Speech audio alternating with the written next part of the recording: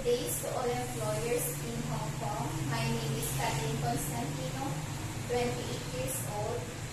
I am a single. I live in Pansyang, Pagudtod, Ilocos Norte. My father's name is Noel Palaracio, 51 years old.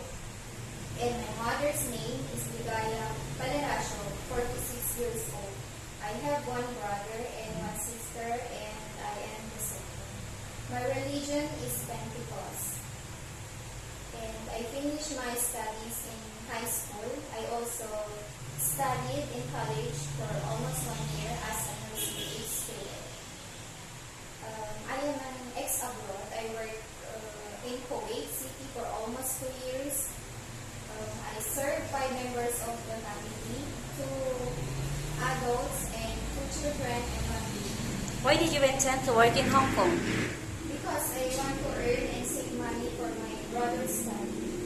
What are your duties and responsibilities as a domestic helper?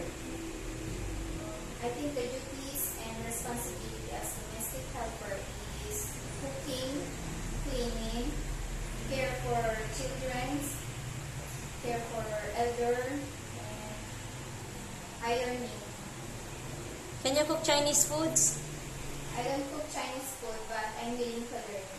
How did you take good care of children and young baby? We must teach good behavior and proper hygiene, and of course, love them as your family member.